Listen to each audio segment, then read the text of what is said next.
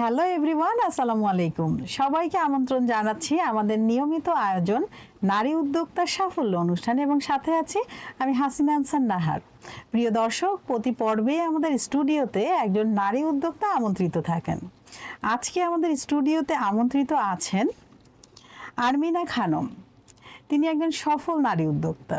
কিভাবে তিনি একজন সফল নারী উদ্যোক্তা হয়ে উঠলেন সেই গল্পটা আমরা তার কাছ থেকে আজকে শুনবো, এবং তার জানা অজানা সকল তথ্যগুলো জানবো। চলুন দর্শক, চলে যাই আমরা আপুর কাছে। কেমন আছেন? আসসালামু আলাইকুম। ওয়ালাইকুম আসসালাম। ভালো আছি, বিশেষ করে এই মুহূর্তে খুবই ভালো আছি আপনার মতো মানুষকে। থ্যাংক ইউ সো মাচ আপু, আপনাকে মাশাআল্লাহ অনেক অনেক প্রিটি লাগছে। আপনাকেও অনেক প্রিটি লাগছে। থ্যাংক ইউ সো মাচ, মানে মনটাই ভালো হয়ে গেল আপনাকে দেখে। কি নিয়ে ব্যস্ততা চলছে? খাবারের কিছু রেসিপি নিয়ে পরীক্ষা নিরীক্ষা চলছে আর কি। আচ্ছা, বলতে গেলে যে হয়তো আমি এটাকে নিয়ে ভবিষ্যতে রন্ধনশিল্পীদেরকে নিয়ে একটু কিছু করার ইচ্ছা আছে আর কি। বই বা অনলাইনের হোক, প্ল্যাটফর্মের হোক, একটা কিছু করবো আর কি, এরকম চিন্তা ভাবনাই আমার। বাহ, চমৎকার। আপনার পেজের নাম কি? আমার পেজের নাম আরমিনা ফুডস ওয়ার্ল্ড। বাহ, নামটা সুন্দর। আপনার নামেই নাম? নামটা কি আপনি দিয়েছেন? হ্যাঁ, নামটা আমি দিয়েছি। আরমিনা মানে কি? আরমিনা এটা একটা ইরানি নাম, তো সেটা আমি এতটুকু জানি যে এটা একটা ইরানি নাম। আচ্ছা, বাহ, চমৎকার। তো বিজনেসটা শুরু করেন কবে থেকে? আমি যখন আমার মেয়ে 2018 সনে ইয়েতে গেল, সুইডেন চলে গেল, তখন থেকে একা হয়ে গেলাম, তো তখন থেকে শুরু করলাম। এরপর বিভিন্ন প্রশিক্ষণ নিচ্ছিলাম, বেসরকারি সরকারি বিভিন্ন। কোথায় নিয়েছেন? আমি আর্থসামাজিক কেন্দ্র থেকেও নিয়েছি, আবার বিভিন্ন রংধনু আছে। তারপরে এখান থেকে আমি এই যে ফুড এন্ড বেভারেজ প্রোডাকশনের উপরে নিয়েছেন, লেভেল 3টা করেছি। আবার বিভিন্ন বিভিন্ন ফাস্টফুডের আইটেম নিয়ে, এগুলা চাইনিজ, এগুলা সব কোর্সগুলোই করেছেন। যেহেতু আপনি খাবারের বিজনেস করছেন, সো আপনাকে এগুলো তো শিখতেই হবে, হাইজিন হ্যাজার্ড মেইনটেইন করে। হাইজিন হ্যাজার্ড মেইনটেইন করে। আপনার জন্ম বেড়ে ওঠা কোথায়? আমার জন্ম মানে আমার জন্মটা হলো কিশোরগঞ্জ, আর বেড়ে ওঠাটা ব্রাহ্মণবাড়িয়া। মূলত আমি ব্রাহ্মণবাড়িয়ার মেয়ে। আচ্ছা, তাহলে তো ব্রাহ্মণবাড়িয়ার অথেন্টিক কিছু রেসিপি আছে। হ্যাঁ, আছে। একটা তো শেয়ার করতে হবে, একটু বলেন, রেসিপিটাও বলেন। আচ্ছা, অথেন্টিক বলতে কি, ওইখানে আসলে কি, ওইখানে বিভিন্ন পিঠা টিঠা বানানো বেশি হয়। আর এখানে তো জানেনই ছানামুখী বিশ্ববিখ্যাত খাবারের মধ্যে। যে তারপর আবার আছে তালের বড়া যে এটা তো সবাই পানি চলে অন্য জায়গায় এই রেসিপি গুলো আমরা পাই না। এই যে ছানামুখী, তারপর তালের বড়া, তারপরে সন্দেশ, এরকম। আবার আমার এখানে ওইদিকে কি পিঠাটা বেশি প্রাধান্য দেয়। পিঠা বিভিন্ন রকম। আপনি পারদর্শী কিসে বেশি, পিঠা নাকি সুইট ডিশ, অন্য সুইট ডিশ গুলো? না, সবকিছু মিলাই আমি। তারপরে মনে করেন পিঠাটা বেশিটা। তারপর মনে করেন আমার হাতের সবচেয়ে বড় ভালো কিছু হয় যে পোলাও, মুরগ পোলাওটা। আচ্ছা, এগুলা বেশি অর্ডার আসে কোন খাবারে? এগুলাই। আর আপনার নিজের কোনটা পছন্দ? আমার নিজের পছন্দ হলো কেক বানানো। এই মাল্টার কেকটা আমার অনেক পছন্দ। আবার মাল্টার কেক আর পুডিং আপনার হাতের অনেক পছন্দ। তার মানে আপনার বাসার সবাই অনেক পছন্দ করে খায়, অনেক ভালো ভালো রিভিউ দেয়। আচ্ছা, চমৎকার। আপনি তো উদ্যোক্তা জীবনে এসেছেন, তো আপনি কেন রান্নাটাকেই বেছে নিলেন? আমার আসলে রান্না বান্নাটা আমার সবসময় ভালো লাগতো। ছোটকালে আম্মাকে দেখেছি যে আমার সুন্দর করে রান্না টান্না করে, তখন কাছে বসে বসে দেখতাম, মনে হয়েছে আমি এটা করব। তখন থেকে আগ্রহ যে রান্নার প্রতি, যে বড় হয়ে একটা রান্নাটা আমি শিখবো ভালো করে। যদিও পারি, ছোটকাল থেকে শিখেছি আর কি। তারপরেও মনে করেন রান্নাটা তখন চিন্তা করলাম যে একজন রন্ধনশিল্পী হয়ে আমার পরিচিতি লাভ করবো আর কি, যে রন্ধনশিল্পী আমি হব, এই আর কি। তখন এই জন্য রান্নাটার প্রতি আমার আগ্রহটা বেশি। দর্শক, আমরা কিন্তু প্রত্যেকটা নারী, আমরা আমাদের মা, খালা, দাদি, নানি সবার কাছ থেকে কিন্তু আমরা রান্না শিখি, কারণ সেভাবে আমরা বেড়ে উঠি, সেই খাবারগুলো খেয়ে বেড়ে উঠি। কিন্তু আমরা কেন একটা প্রশিক্ষণ নিব? সেটা হচ্ছে আসলে প্রতিটি খাবারেরই কিন্তু একটি বেসিক আছে। সেই বেসিকটা জানার জন্যই কিন্তু আমাদের এই রন্ধন শিল্পটা কোর্সের মাধ্যমে আসা। কারণ দেখুন, আমরা যারা পড়ালেখা করি, বাচ্চাদেরকে পড়ালেখা করাই, আমরা চাইলে কিন্তু বাসায় বাবা মা বা টিচার রেখে বাচ্চাদেরকে পড়াতে পারি, কিন্তু তারা কেন স্কুল কলেজে যায়? কারণ একটা প্রাতিষ্ঠানিক শিক্ষার জন্য। তো রান্নারও যদি নলেজটা জানা দরকার হয় বা বেসিকটা জানা থাকে তাহলে কিন্তু আমরা অনেকগুলো ফিউশনও করতে পারি। সো রান্নার হচ্ছে যেমন আমাদের স্কুলের প্রয়োজন আছে, বিশ্ববিদ্যালয়ের প্রয়োজন আছে, প্রাতিষ্ঠানিক শিক্ষার দরকার আছে, ঠিক রান্নার জন্যও কিন্তু আমাদের প্রাতিষ্ঠানিক শিক্ষার দরকার। সেই জন্য আমাদের বিভিন্ন কোর্সের মাধ্যমে আসতে হবে, কারণ আপনার এই খাবারটা খেয়ে কিন্তু একজন অসুস্থ হয়ে যেতে পারে, আবার একজন কিন্তু সুস্থও হতে পারে। আপনি যদি এই খাবারের বিষয়ে 100% নলেজ না নিয়ে আসেন তাহলে কিন্তু একজনের জীবনের ঝুঁকি এবং সেই দায়ভারটা কিন্তু আপনার হবে। সো আমরা কেন এভাবে আসবো, তাই না? আমরা জেনে শুনে আসবো। আপা যেটা বললেন যে উনি আগে থেকে রান্না শিখছেন মায়ের কাছে, দাদির কাছে, কিন্তু উনি এটা 100% জানতে চেয়েছেন, তাই কিন্তু এই কোর্সগুলো করা। সো আমরা শুধু যে একটা হচ্ছে চাকরি করব বা শেফ হব সেজন্য আমরা রান্নার স্কুলে যাব বা হচ্ছে এই কোর্সগুলো করব তা না। আমরা বাসায় যারা রান্না করি সেটাও কিন্তু প্রপার ওয়েতে হাইজিন মেনটেন করে কিভাবে আমরা পুষ্টিকর ও স্বাস্থ্যকর রেসিপি তৈরি করব সেজন্য আসলে এই নলেজগুলো আমাদের নেওয়া উচিত। আপনি কি বলেন? আমার একমত। আমিও এই বিভিন্ন ট্রেনিং নিয়েছি এই কারণে যে নিখুঁতভাবে কাজগুলা করার জন্য, যাতে কোনো ভুল না আসে, যে এই জন্য বিভিন্ন কোর্সগুলো আমি করেছি। চমৎকার। একজন উদ্যোক্তা হতে গেলে আসলে কি কি গুণাবলী থাকা উচিত বলে আপনি মনে করেন? প্রথমত সবার আগে পরিশ্রমী হতে হবে, ধৈর্য থাকতে হবে, আর আত্মবিশ্বাস হতে হবে। তাহলে মনে হয় একজন উদ্যোক্তার নিজের প্রতি আত্মবিশ্বাসটা থাকতে হবে যে না আমি এই কাজটা পারবো, এবং সততা থাকতে হবে। হ্যাঁ, অবশ্যই খুব দারুণ একটি পয়েন্ট বলেছেন, সততা। দর্শক অবশ্যই নিজের কাজের প্রতি সৎ থাকতে হবে, তাহলে কিন্তু আপনি এই যে গুণাবলীগুলো আপু বললেন এই সব গুণাবলী নিয়েই কিন্তু আপনি একজন দক্ষ উদ্যোক্তা হতে পারবেন, আপনাকে কেউ হারাতে পারবে না।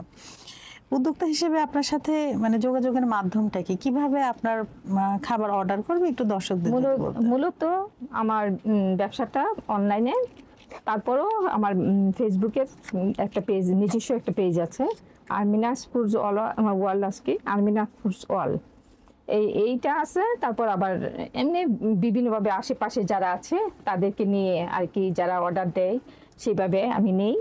আমি বেশি মানুষের অর্ডার নেই না, আসলে 25-30 জনের মতোই অর্ডার নেই। মানে ম্যাক্সিমাম আপনি 30 জনের নেন, আর মিনিমাম আপনি কতজনের নেন? 50 না, আমি বলছি বেশিরভাগ 50 থেকে 100 জন মোটামুটি নিতে পারি। আর 20 থেকে 25 থেকে মনে করেন 30 জনও নেই, মানে আশেপাশে যারা হয়তো ঘরোয়া কোনো। আচ্ছা, যদি অল্প অর্ডার দেয় সেক্ষেত্রে কয়দিন আগে আপনাকে অর্ডার করতে হবে? আর যদি বেশি দেয় অর্ডার, বেশি দিলে আমাকে মানে 5-7 দিন আগে বলতে হবে, আর অল্প হলে হয়তো 2 দিন আগে আমাকে বললেই হবে। আপনার অনলাইন শপটা কয়টার সময় খোলা থাকে আর কয়টার সময় ক্লোজ? সব সময়টা খোলা থাকে। তারপরেও সকাল কয়টার সময় আপনাকে নক দিলে তারা পাবে আপনার পেজে? সব সময় পাবে, তখন সকাল 8টা থেকে রাত 12টা পর্যন্ত।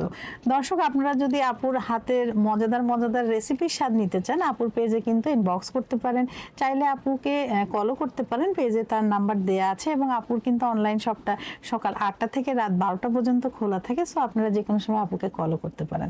আপুর ডেলিভারি ম্যান আছে, খাবারটা কিন্তু যথাসময়ে পৌঁছে দেবে, এবং মিনিমাম অর্ডার হলে 1 দিন আগে এবং ম্যাক্সিমাম অর্ডার হলে আপু 6 থেকে 7 দিন আগে অর্ডার করতে বলেছে। উদ্যোক্তা হওয়ার পেছনে আসলে আপনার কি কি ট্রেনিং নিতে হয়েছে? যেগুলো বললেন ফুড অ্যান্ড বেভারেজ প্রোডাকশন এবং শর্ট কোর্স গুলো করেছেন, আরো কি ট্রেনিং নিয়েছিলেন? আরো নিয়েছি বলতে কি, আমি ফুড বিউটিফিকেশনের উপরে একটু কোর্স নিয়েছি, তারপর আবার বিউটিফিকেশনের উপরে এই কোর্স করেছেন, আবার কম্পিউটারের উপরে, কম্পিউটার বা অনেকগুলো আপনি মানে অনেকগুলো স্কিল, বিশেষ করে খাবার দাবারটাই মেইন হয়ে দাঁড়ায়। আপনার পছন্দের তালিকায় ছিল খাবার। আসলে দর্শক, খাবারের প্রেমে যদি কেউ একবার পড়ে যায়, সে আসলে এই প্রেম থেকে উঠতে পারে না, প্রতিনিয়ত পড়তেই থাকে। যে প্রফেশনকে ভালোবাসে, অনেক সময় দেখা যায় ডাক্তার ইঞ্জিনিয়াররা শখের বশে আসে শিখতে, কিন্তু তারপরে দেখা যায় যে তারা এটাকে নেশা থেকে পেশা হিসেবে নিয়েছে। আপনি কি বলেন, এরকম কি হয়েছে? না, হ্যাঁ সেটা তো হয়েছে, অনেকের মধ্যে এটা আছে। মানে আমাদের খালতো বোন, নিজের বোন, এরা দেখা যাচ্ছে যে ডাক্তার ইঞ্জিনিয়ার, তারা ওয়াইফেরাও সেরকম চাচ্ছে যে একটা কিছু করুক, আশেপাশে মানুষও আগ্রহ পাচ্ছে আর কি এইগুলা করার জন্য।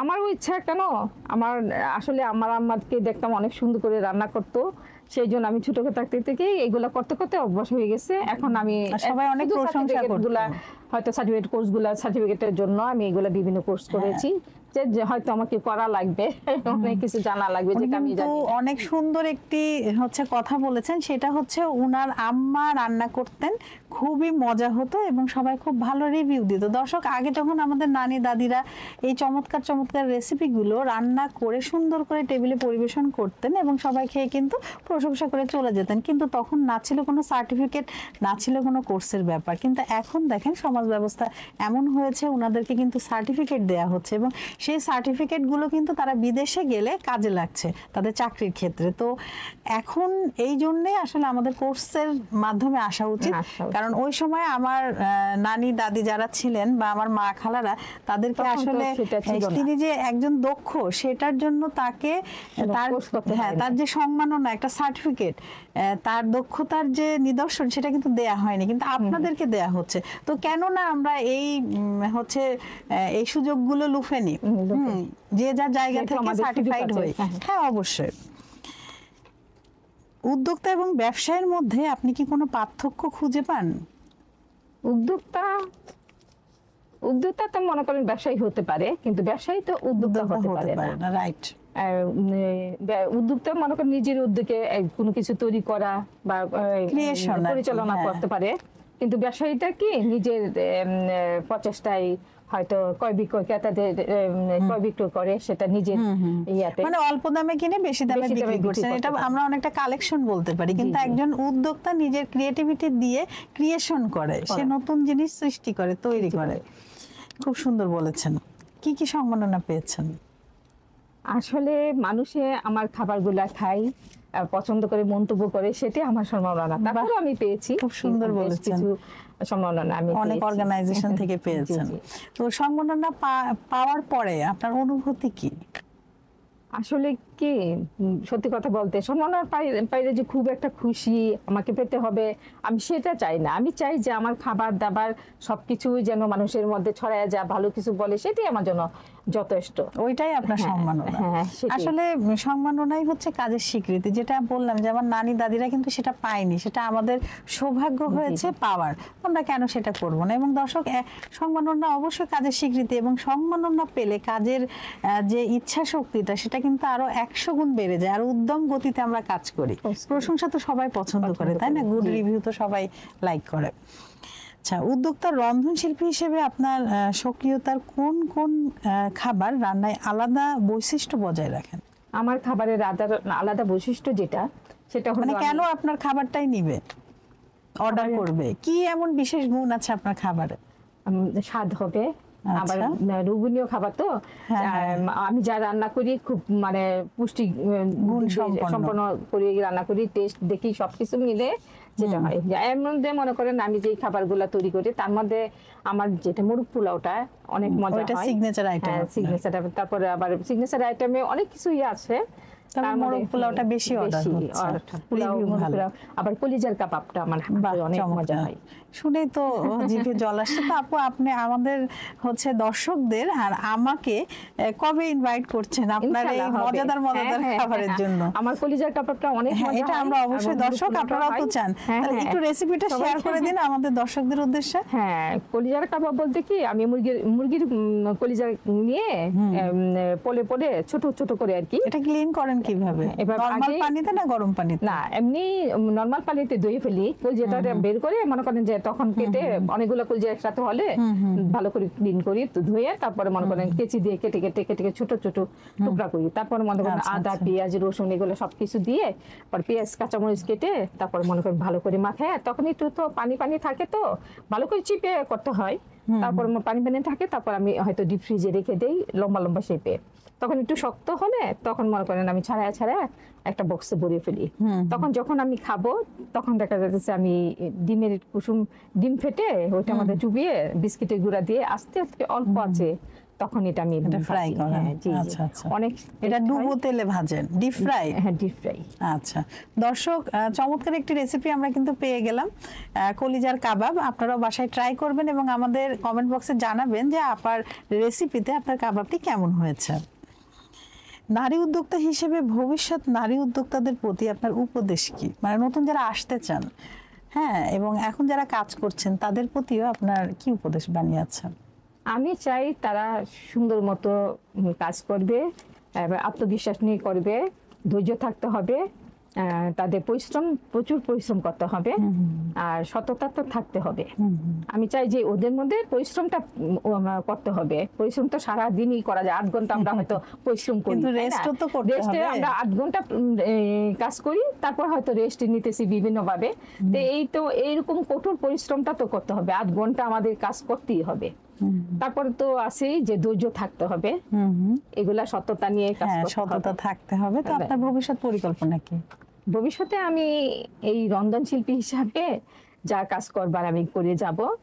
আর আরো বিভিন্ন বইটইও বের করতেছি, করব রন্ধন শিল্পী হিসেবে চমৎকার। বের করার ইচ্ছা আছে।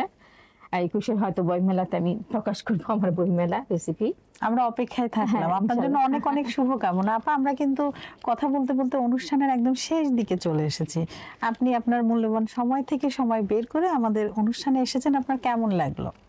আলহামদুলিল্লাহ, খুবই ভালো লেগেছে। আর বিশেষ করে আপনি কাছে থাকাতে আরো ভালো লেগেছে। আপনার উপস্থাপনা বিকল্প কিছুই নেই, খুবই অনেক সুন্দর, ধন্যবাদ। অনেক সুন্দর আপনার উপস্থাপনা, ভালো লাগছে আমার। Thank you so much. আবারও নতুন কোনো আয়োজনে আপনার সাথে আমাদের দেখা হবে। ইনশাল্লাহ। Thank you. ভালো থাকবেন। আসসালামু আলাইকুম। ওয়ালাইকুম আসসালাম। দর্শক, আপনারা যারা এতক্ষণ আমাদের সাথে ছিলেন, আপনাদের সবাইকে অসংখ্য ধন্যবাদ এভাবে আমাদের সাথে থাকার জন্য। দর্শক, আপনারা চাইলেই কিন্তু আমাদের এই অনুষ্ঠানে অংশগ্রহণ করতে পারেন। সেক্ষেত্রে আমাদেরকে ইনবক্স করতে পারেন, আমাদের ইমেল অ্যাড্রেস আছে, সেখানে আপনি আপনার নাম, আপনার ডেজিগনেশন, শর্ট সিভি দিতে পারেন, অথবা আমাদের কমেন্ট বক্সেও কিন্তু জানাতে পারেন। আমাদের অফিস থেকে আপনার সাথে যোগাযোগ করবে। দর্শক, প্রতি পর্বেই কিন্তু আমাদের প্রত্যাশা থাকে আমরা নারীর স্বাবলম্বিতা এবং সফলতা, প্রতিটা নারী সফলতায় তার জীবন ভরে তুলুক, এই কামনায় শেষ করছি। আবার নতুন কোনো অতিথিকে নিয়ে আপনাদের সবার মাঝে আমি হাসিনা আনসার নাহার উপস্থিত হব। ততক্ষণ পর্যন্ত আপনারা সবাই ভালো থাকুন, সুস্থ থাকুন এবং আমাদের সাথে থাকুন। আল্লাহ হাফেজ।